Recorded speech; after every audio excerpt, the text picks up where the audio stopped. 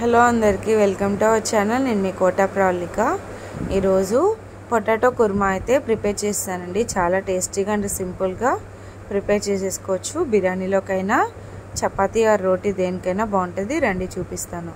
ముందుగా కుక్కర్ గిన్నెని తీసుకొని వాటర్ పోసుకొని బంగాళదుంపలు ఒక 1/2 కిలో వరకు యాడ్ చేసుకోండి. అలాగే గ్రీన్ పీస్ ఒక 1/2 గ్లాస్ అయితే ఇలా గ్లాస్లో పెట్టేసి కుక్కర్లో పెట్టేస్తున్నాను. కొంచెం సాల్ట్ యాడ్ చేసుకొని 3 విజిల్స్ వచ్చే వరకు మంచిగా ఉడకబెట్టేసుకోండి. 3 విజిల్స్ అయితే సరిపోతుంది. మరీ ఎక్కువ ఉడికినా కొంచెం ముద్దగా వస్తుంది కర్రీ.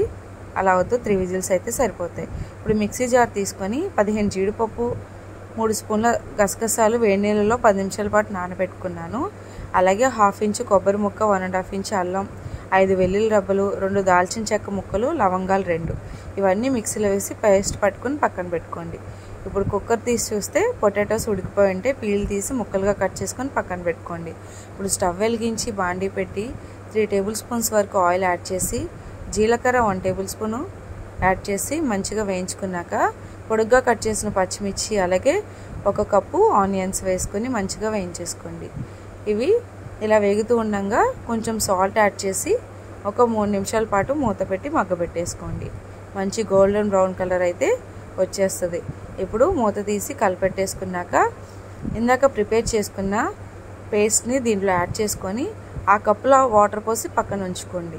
ఇలాగా 2-3 టైమ్స్ కలిపెట్టి మూత పెట్టి 2 మినిట్స్ మగ్గబెట్టుకోవాలి. 2 నిమిషాల తర్వాత మూత తీసి చూస్తే పాన్ నుంచి మసాలా అంతా సపరేట్ అవుతూ ఉంటుంది. అప్పుడు పొటాటోస్ని ఇలా ముక్కలుగా కట్ చేసుకొని యాడ్ చేసుకోవాలి. గ్రీన్ పీస్ని కూడా యాడ్ చేసేసేయండి.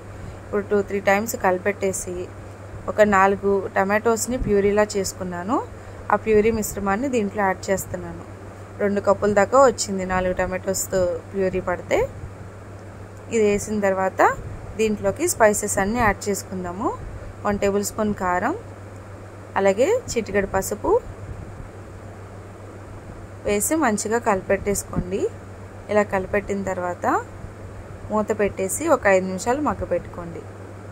5 నిమిషాల తర్వాత మూత తీసి చూస్తే ఇలా దగ్గరికి వచ్చేసి ఉంటుంది.